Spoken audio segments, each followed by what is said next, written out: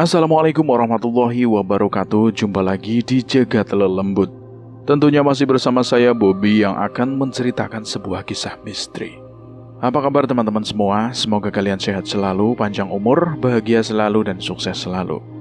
Dan pada kesempatan kali ini, saya akan menceritakan sebuah kisah seorang janda yang sering memakan daging bayi dan sering juga memperkosa para pria lalu membunuhnya.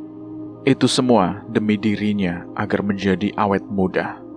Oke, buat teman-teman yang baru bergabung di channel ini, silahkan klik tombol subscribe dan tombol loncengnya agar kalian tidak ketinggalan cerita terbaru dari kami. Dan tidak usah lama-lama, kita langsung saja menuju ke ceritanya.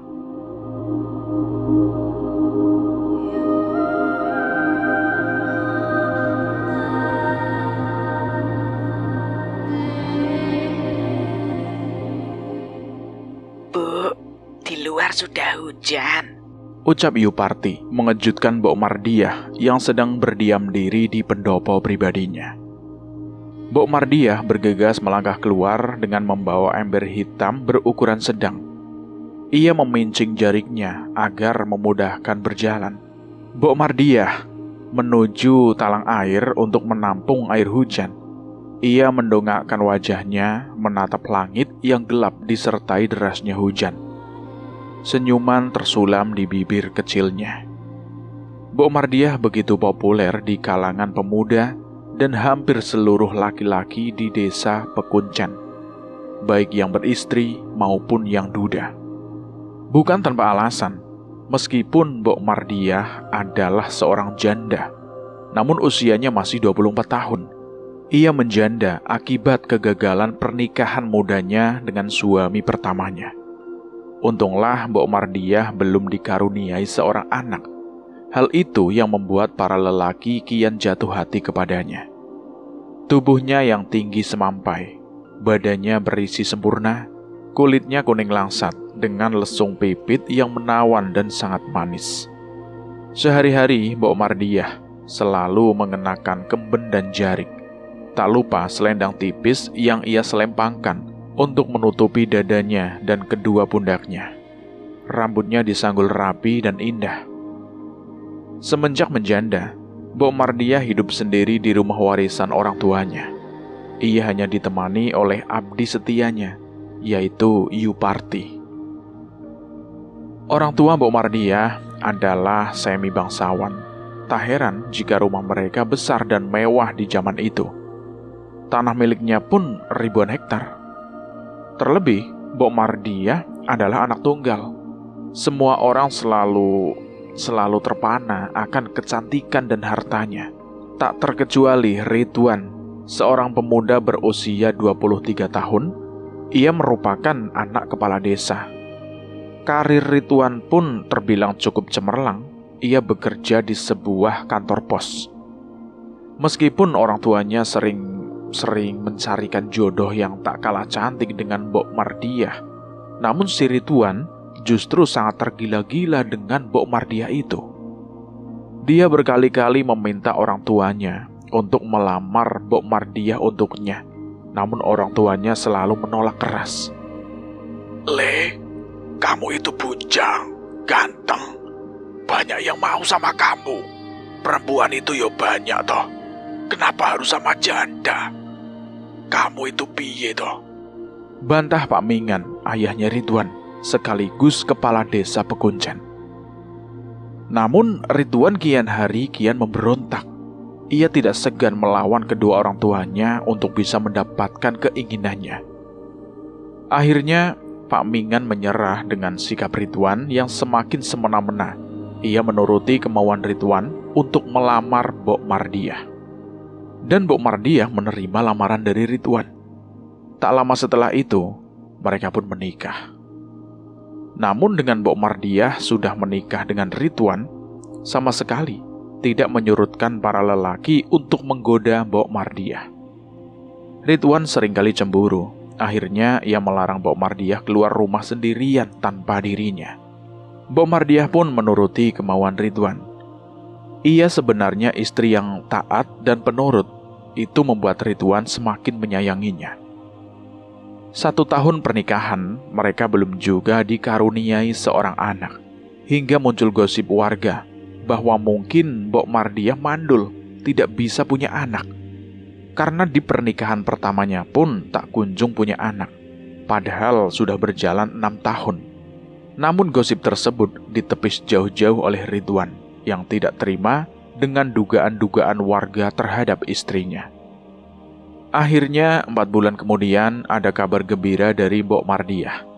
Ia hamil anak pertamanya. Ridwan langsung memberi woro-woro kepada setiap orang yang ia temui di jalan bahwa istrinya sedang hamil. Warga pun turut senang mendengar kabar baik tersebut. Ridwan dan Mbok Mardiah sering terlihat berjalan-jalan keliling desa di pagi dan di sore hari. Keduanya nampak sangat bahagia. 9 bulan kemudian, Mbok Mardiah melahirkan. Ridwan memanggil seorang dukun beranak. Beberapa tetangga datang ingin menyaksikan anak Mbok Mardiah. Ridwan pun mempersilahkan dengan senang hati. Mereka semua menunggu di ruang tamu. Selama prosesi lahiran berlangsung, 30 menit kemudian, suara tangis bayi pun terdengar. Brak!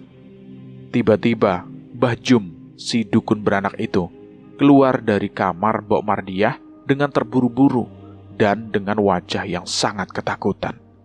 Ia menunjuk dengan jari telunjuknya ke arah dalam kamar. Itu bayi setan. Bayi seperti itu jangan dibiarkan hidup. Bayi itu harus mati, ujar Mbah Jum dengan gelegapan. Ia kemudian bergegas keluar rumah yang disusul oleh Ridwan sambil memanggil-manggil nama Mbah Jum. Bah, kembalilah ke sini, Bah.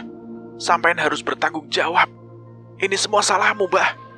Umpat Ridwan masih mengejar Mbah Jum. Warga yang menyaksikan hanya terdiam kaku, bingung dengan apa yang sedang terjadi.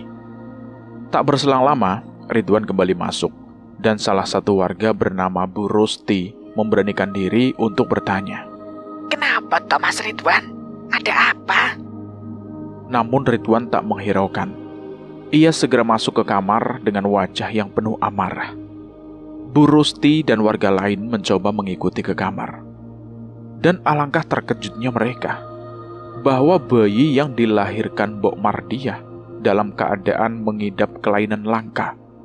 Jika menurut bahasa medis tersebut siklopia. Namun zaman itu belum ada istilah medis. Namun tidak ada raut kesedihan di wajah Mbok Mardiah mengetahui bayinya lahir dalam kondisi cacat. Ridwan segera membubarkan warga dan mengusir dari rumah mereka. Sekembalinya Ridwan ke kamar, terlihat Mbok Mardiah tengah memakan bayinya sendiri hidup-hidup. Ridwan yang melihat hal tersebut tidak begitu kaget, namun ia tetap kesal dengan istrinya. Apa hidup kita harus seperti ini terus? Sampai kapan? Tanya Ridwan sembari duduk di tepian kasur dan menutup matanya dengan kedua tangannya. Mbok Mardiah tidak menggubris. Ia tetap asik menikmati santapan malamnya itu, yaitu bayinya sendiri. Saat itu tinggal tersisa bagian jari-jari kaki dan otak sang bayi. Kamu mau? Tanya Mbok Mardiah kepada suaminya sambil menunjukkan jari-jari kaki yang mungil dan otak si bayi. Mulutnya belepotan oleh darah sampai ke giginya. Ridwan hanya terdiam dan sayup-sayup terdengar suara isak tangisnya. Mbok Mardiah yang menyadari hal tersebut ikut duduk di samping suaminya. Kita sudah buat perjanjian di awal, Mas. Kalau keadaanku seperti ini, aku sudah tidak bisa lepas dari keadaan ini. Katamu, kamu mau nerima aku apa adanya. Sekarang kok kamu kayak menyesal sudah nikah sama aku. Tapi sampai kapan, Dok? Aku pun ingin seperti orang lain yang bisa punya anak. Aku ingin mengasuh anak. Mbok Mardiah hanya terdiam. Ia kemudian pergi meninggalkan Ridwan seorang diri. Mbok Mardiah menuju ke ruangan belakang rumahnya. Ruangan tersebut berisi beberapa toples yang di dalamnya berisi air dan otak-otak kecil. Ia kemudian memasukkan otak bayinya tadi ke toples yang masih kosong. Kemudian ia menuju dapur dan mengambil pisau. Di rumah mereka memang hanya ada mereka berdua, karena sejak menikah dengan Ridwan, Mbok Mardiah tidak lagi mempekerjakan Yuparti. Mbok Mardiah berjalan menuju kamar dan mendapati Ridwan sudah terbaring di atas kasur. Ia lalu berlari, menggorok dan menusuk dada Ridwan berkali-kali, sampai akhirnya Ridwan pun mati dengan luka tusukan yang begitu mengenaskan. Mbok Mardiah kemudian tertawa puas menyaksikan dirinya telah membunuh suaminya. Ia kemudian menyeret tubuh Ridwan, dibawanya ke ruang belakang, dan dia dipotong-potong. Tubuh Ridwan dipotong menjadi 12 bagian. Kemudian ia memasak bagian paha dan lengan Ridwan, lalu ia makan. Semuanya ia lakukan tanpa merasa bersalah dan menyesal. Ini Mas, ini akibatnya kalau kamu kebanyakan bicara dan kebanyakan protes. Mbok Mardiah berbicara dengan nada tinggi disertai tawa yang tak kalah keras. Sedangkan daging Ridwan sudah selesai dilahap. Keesokan harinya, Mbok Mardiah memberi pengumuman kepada warga bahwa semalam suaminya pergi begitu saja dengan membawa bayi yang baru saja ia lahirkan. Katanya Ridwan malu dengan kondisi bayinya yang cacat. Dia ingin pergi jauh mengasingkan diri bersama sang bayi, agar si bayi tidak mendapatkan cemoohan dari orang-orang. Cerita tersebut ia karang untuk menghilangkan jejak kejahatannya. Namun yang aneh, ceritanya hampir mirip dengan kegagalan rumah tangga yang pertama. Kala itu, Mbok Mardiah pun mengumumkan kepada warga bahwa suaminya yang pertama pergi meninggalkan dia karena mereka sempat bertengkar hal sepele dan sampai 1 tahun tidak pernah kembali hingga sekarang. Warga mulai curiga Mbok Mardiah yang bersikap aneh. Bahkan sejak Ridwan menghilang, ia sering terlihat mengayuh sepedanya tengah malam sendirian, entah menuju kemana saat itu. Namun arahnya selalu menuju Jalan Watu Gudik. Jadi, di desa Pekuncen ada sebuah situs Watu Gudik. Di sana hanya berisi sebuah lahan yang tidak terlalu luas, dengan 3 batu raksasa, dan batu-batu tersebut memiliki banyak bencolan-bencolan abstrak, menyerupai gudik atau gatal-gatal pada manusia. Batu tersebut memang dikeramatkan oleh warga desa Pekuncen, mengingat banyaknya kejadian aneh yang terjadi di sana. Hal tersebut berlangsung cukup lama, sampai berbulan-bulan, sampai akhirnya salah seorang warga berinisiatif untuk mengikuti Mbok Mardiah. Dan benar saja, ia menuju situs Watu Gudik. Di sana, ia melepaskan selendang penutup dada dan pundaknya. Yang tersisa hanyalah jarik dan kemben. Ia juga mengurai rambutnya. Kemudian ia mulai bersimpuh di depan salah satu batu yang terbesar. Entah apa yang dia lakukan, namun dia berdiam diri dengan posisi itu dengan cukup lama. Lalu beberapa saat kemudian, sayup-sayup angin yang sangat-sangat dingin menerpa tempat itu, disertai dengan suara petir yang menggelegar. Hujan deras pun turun. Dan saat itulah Mbok Mardiah tertawa-tawa kegirangan sambil menengadahkan wajahnya ke langit. Ia juga melompat-lompat seperti anak kecil. Warga yang melihat hal tersebut merasa ngeri dengan pemandangan itu. Ia bergegas pulang sebelum Mbok Mardiah menyadari keberadaannya. Berita pun menyebar cepat. Warga menjuluki Mbok Mardiah telah gila karena ditinggal berturut-turut oleh kedua suaminya tanpa alasan yang pasti.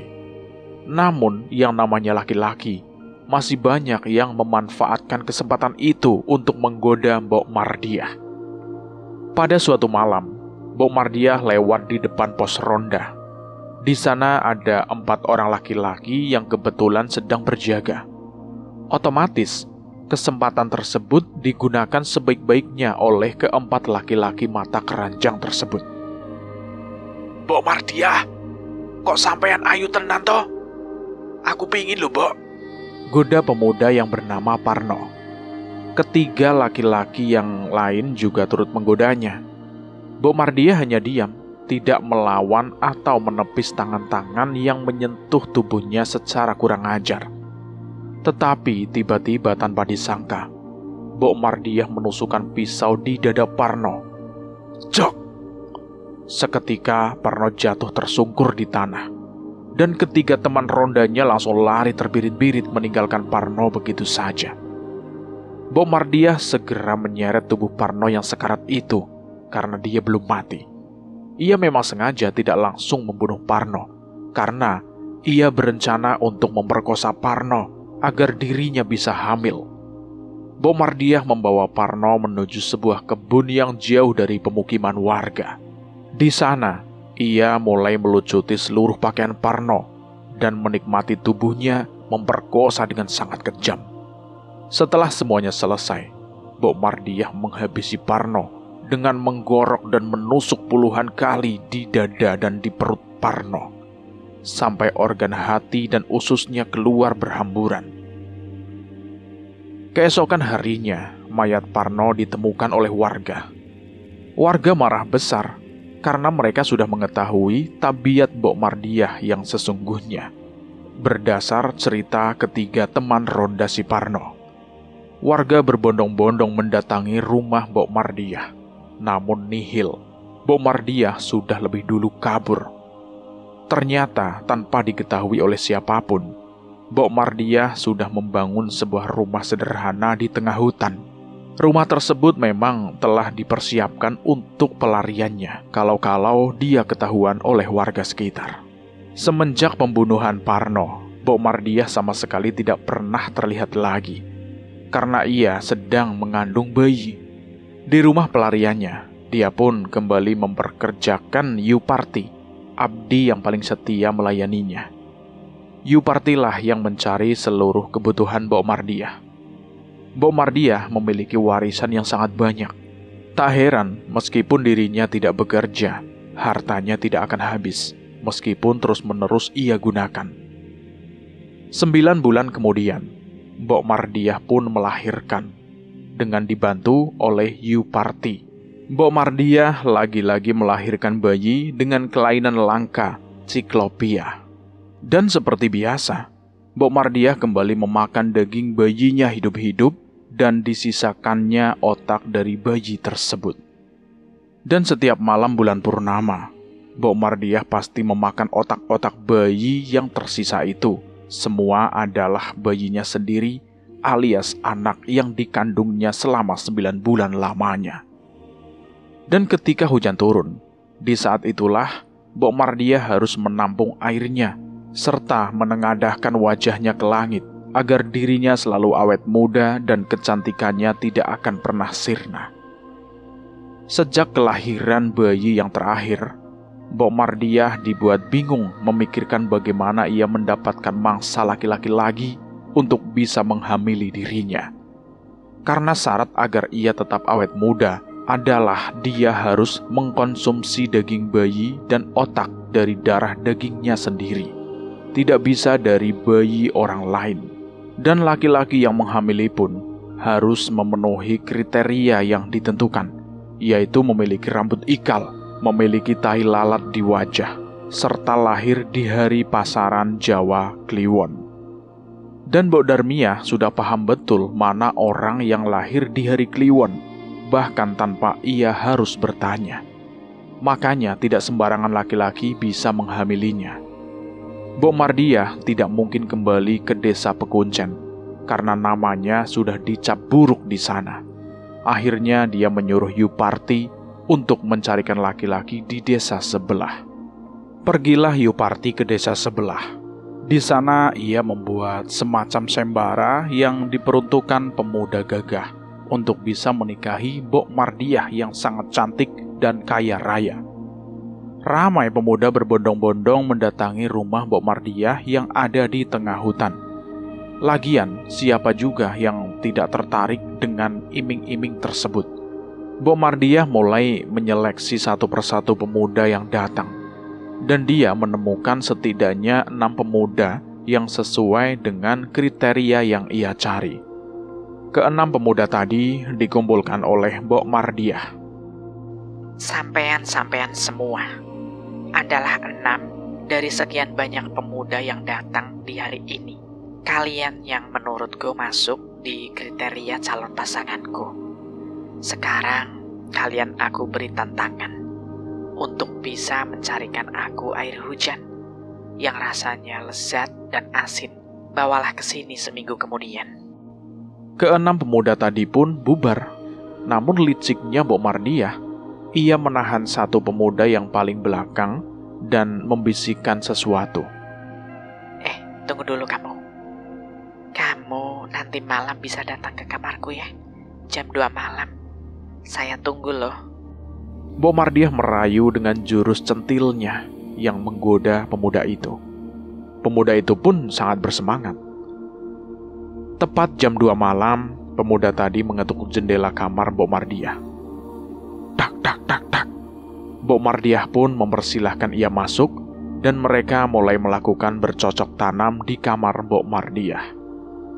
Menjelang subuh, pemuda tersebut pamit hendak pulang. Namun ketika ia sedang merapikan bajunya, Mbok Mardiah menusuk dari belakang dan menggorok pemuda itu.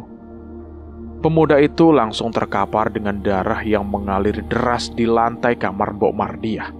Ia pun mati seketika itu juga. Seperti korban-korban sebelumnya, Mbok Mardiah memotong-motong tubuh pemuda tadi menjadi beberapa bagian, dan sebagian dagingnya ia makan.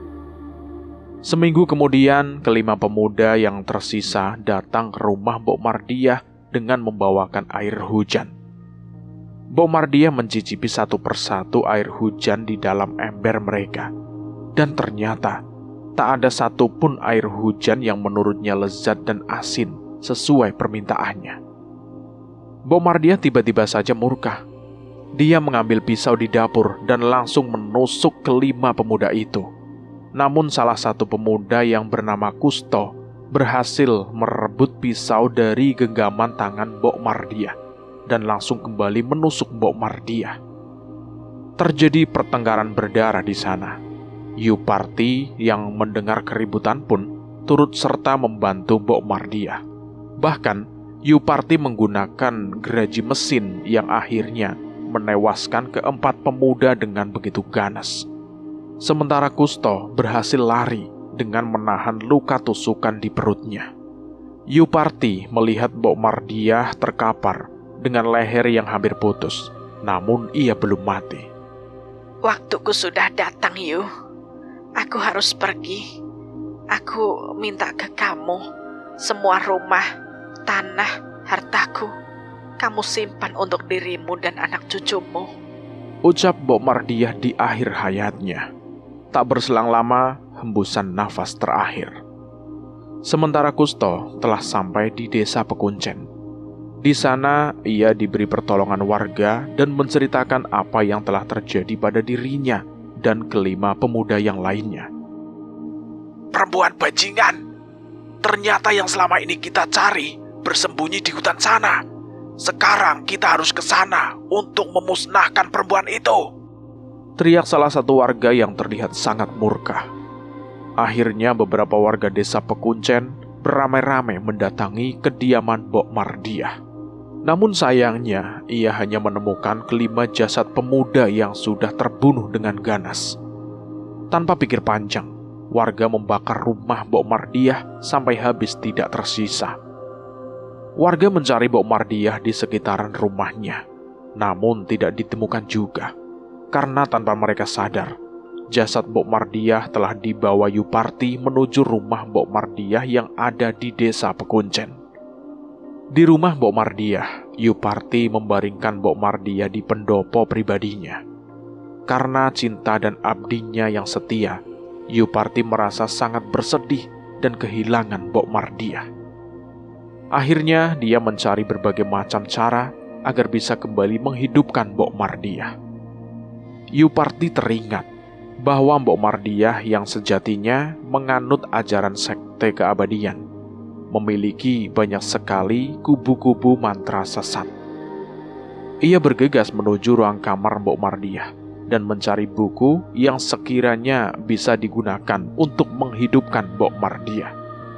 Namun nyatanya, usaha Yuparti sia-sia. Ia justru terbunuh begitu saja oleh sesuatu hal yang sangat mengerikan. Berwujud dedemit yang sangat besar berwarna hitam dengan rambut panjang menjulur ke lantai, mata merah darah, dan taring yang tajam. Makhluk tersebut menyerang Yuparti yang sedang merobek-robek koleksi buku-buku mantra sesat milik Mbok Mardiah. Yuparti mati dalam kondisi yang mengenaskan, dengan tubuh yang tak lagi berbentuk, karena makhluk tadi mencabik-cabik tubuh Yuparti. Setelah kejadian tersebut, tak satupun warga yang mengetahui hal tersebut. Bahkan mereka sama sekali tidak mencari Mbok Mardiah ke rumah aslinya, yaitu yang ada di desa Pekuncen. Mereka berpikiran bahwa Mbok Mardiah telah lari lebih jauh lagi untuk menghindari amukan massa. 2 tahun semenjak kejadian tersebut, tak ada hal yang aneh terjadi di desa Pekuncen. Namun tak satupun warga berani melewati kawasan rumah Mbok Mardiah. Karena katanya, pernah beberapa kali orang lewat sekitaran rumah Mbok Mardiah. Mereka melihat ada sosok perempuan yang sangat mirip dengan Mbok Mardiah. Namun ia bertingkah aneh. Seorang tukang bakso yang pada suatu malam melewati area rumahnya mengaku dipanggil-panggil oleh suara perempuan yang hendak membeli baksonya. Perempuan tersebut keluar dengan setengah berlari dari rumah Mbok Mardiah. Tukang bakso itu kebingungan, karena setahu dia, rumah Mbok Mardiah telah lama kosong. Namun gelagat perempuan tadi tidak janggal pada awalnya. Sampai setelah membungkus bakso selesai, si tukang bakso pun menyerahkan kepada perempuan tadi. Perempuan itu tiba-tiba menyeringai, sembari lehernya perlahan-lahan sobek dengan sendirinya, sehingga darah bercucuran dari sana membasahi baju dan lengan perempuan itu. Cerita lain juga datang dari seorang pemuda yang suatu malam melewati area rumah Mbok Mardiah dengan menaiki sepeda ontelnya.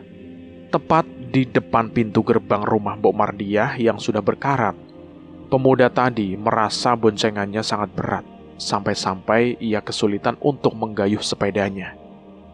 Dia berkali-kali menengok ke belakang, namun boncengannya kosong. Kejadian tersebut berakhir dengan ban belakang sepeda pemuda itu bocor tanpa sebab, yang menyebabkan ia mau tidak mau harus menuntun sepedanya.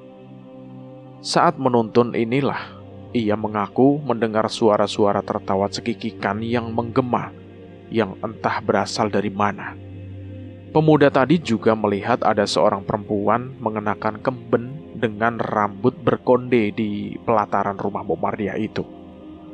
Perempuan tersebut berparas sangat ayu. Ia melambai-lambai kepada pemuda tadi, seolah-olah mengajaknya untuk mampir. Namun ia tidak menghiraukan perempuan itu. Ia hanya bolak-balik melafalkan doa-doa sebisanya. Tetapi yang terjadi selanjutnya justru lebih mengerikan. Tiba-tiba saja, perempuan tadi sudah berdiri di depan pemuda itu. Pemuda itu berkomat kamit, seperti melafalkan sebuah mantra yang entah apa artinya. Kemudian ia tertawa-tawa tidak karuan seperti orang gila. Perempuan itu juga merangkak-rangkak di jalan tanah yang pemuda tadi lewati, sambil kuku-kukunya yang panjang menggaruk-garuk tanah tersebut. Pemuda tadi pun lari terbirit-birit sampai ke rumahnya. Ia meninggalkan sepedanya di jalan tadi. Ia menceritakan kejadian yang ia alami kepada keluarganya. Bapaknya yang mulai penasaran menceritakan kepada beberapa warga. Keesokan harinya, di siang hari, warga mendatangi rumah Mbok Mardiah. Mereka mendobrak pintu gerbang rumah itu yang terkunci rapat. Pelataran yang sudah ditumbuhi rumput liar setinggi dada, mereka tebas untuk memudahkan jalan. Sampailah mereka di depan pintu utama rumah Mbok Mardiah.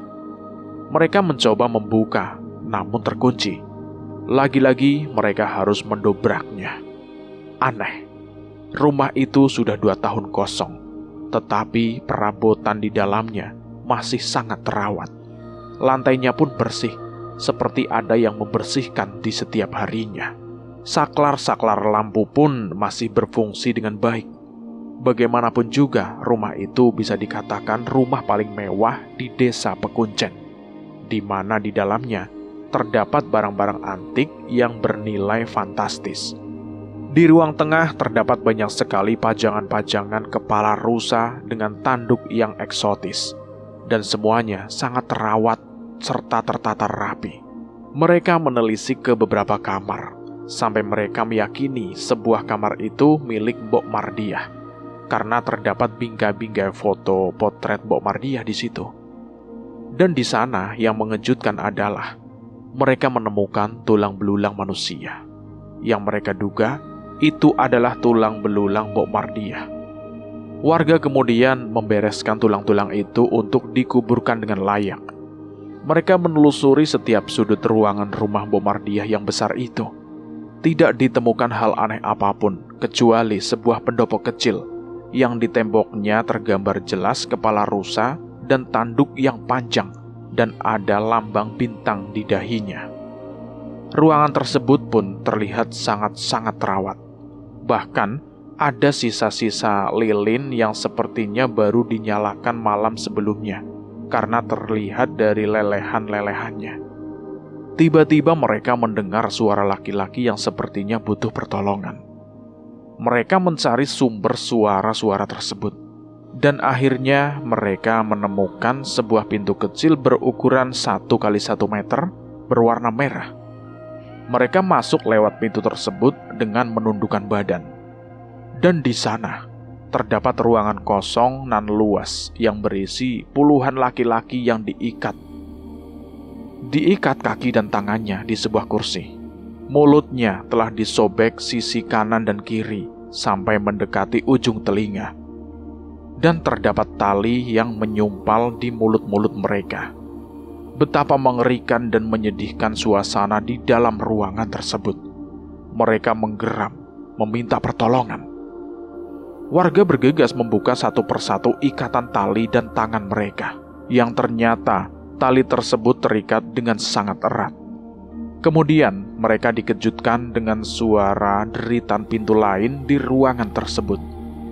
Di sanalah mereka melihat sosok Mbok Mardiah keluar dengan wajah yang sangat murka. Namun anehnya, Mbok Mardiah kian terlihat cantik dan muda. Wajahnya, kemolekan tubuhnya, seperti tidak pernah lengkang oleh waktu. Warga yang dibuat termenung sejenak, kemudian kembali tersadar ketika para laki-laki yang diikat mulai meronta-ronta minta dilepaskan. Namun sayang, Mbok Mardiah telah membawa sebuah geraji mesin di tangannya. Ia membabi buta hendak menyerang satu persatu warga yang ada di sana. Beberapa warga telah berhasil ia bunuh dan yang lain berhasil kabur melalui jendela. Warga yang berhasil selamat, tanpa pikir panjang, segera mengumpulkan daun-daun pisang kering di sekitar rumah Mbok Mardiah itu. Lalu mereka pun membakarnya. Api melahap hebat hanya dalam waktu yang cepat. Karena rumah Mbok Mardiah ini memiliki halaman depan, belakang, samping kanan dan kiri yang luas dan banyak pepohonan, jadi sangat memudahkan api menjalar. Bagaimana nasibnya laki-laki yang ada di dalam sana? Tanya salah seorang warga yang menyadari bahwa masih ada belasan nyawa yang mungkin masih hidup dan bisa diselamatkan. Namun warga lain justru tidak acuh dan memilih untuk mengakhiri semua. Tak berselang lama terdengar suara jeritan seorang perempuan dari dalam rumah. Suara-suara laki-laki berteriak pun terdengar tak kalah kencang. Suasana di sana sangat riuh. Lalu Mbok Mardiah yang tubuhnya dipenuhi api mendadak menerobos keluar jendela, mendekati kerumunan warga yang ada di halaman samping kiri rumahnya. Mbok Mardiah setengah berlari dengan menyeret kaki kanannya yang sudah hangus terlahap oleh api. Separuh wajahnya pun telah hancur dan tulang-tulangnya sedikit meleleh. Namun anehnya, dia tetap belum mati. Bahkan dirinya masih mampu membawa sebuah parang di tangan kanannya.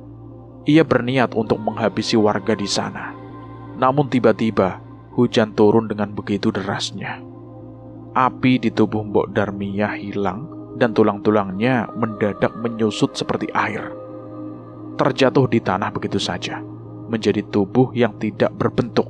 Yang tersisa hanyalah semacam seperti genangan minyak. Warga khawatir Mbok Mardiah akan bangkit lagi. Mereka melihat sebuah bayangan seperti asap hitam tebal keluar dari bekas tubuh Mbok Darmiyah. Asap itu memiliki mata merah darah dengan taring yang tajam. Makhluk itu menyeringai ke arah warga sebelum disusul tawa yang mengejek.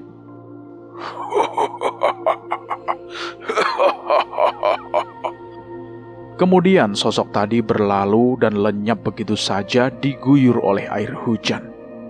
Setelah menunggu cukup lama, warga benar-benar memastikan bahwa Mbok Mardiah telah benar-benar lenyap. Dan setelah mereka yakin, mereka berlanjut menuju puing-puing rumah Mbok Mardiah. Tepatnya di ruang tempat penyergapan para laki-laki tak dikenal tadi. Mereka telah hangus terbakar dengan tangan dan kaki yang masih terikat di kursi. Beberapa warga yang telah terbunuh oleh Mbok Mardiah pun bergelempangan di lantai dengan tubuh yang hitam tidak berbentuk. Mereka pun berbondong-bondong mengeluarkan jasad korban satu persatu untuk dikuburkan dengan layak. Sampai saat ini, cerita tentang Mbok Mardiah masih teringat jelas menjadi dongeng turun-temurun dari mulut ke mulut. Biasanya digunakan para orang tua untuk menakut-nakuti anaknya agar tidak bandel. Kalau bandel nanti diculik oleh Mbok Mardiah. Sedangkan rumah Mbok Mardiah hanya tersisa puing-puingnya saja. Warga memutuskan tanah warisan peninggalannya digunakan sebagai tanah wakaf bagi orang-orang miskin. Dan cerita ini selesai sampai di sini. Bagaimana menurut teman-teman tentang cerita ini? Silahkan tulis di kolom komentar. Cerita ini ditulis oleh Skala Niskala. Terima kasih buat penulis yang sudah menceritakan kisah ini. Dan saya mohon maaf jika ada kesalahan kata. Saya pamit undur diri. Wassalamualaikum warahmatullahi wabarakatuh. Jagat lelembut.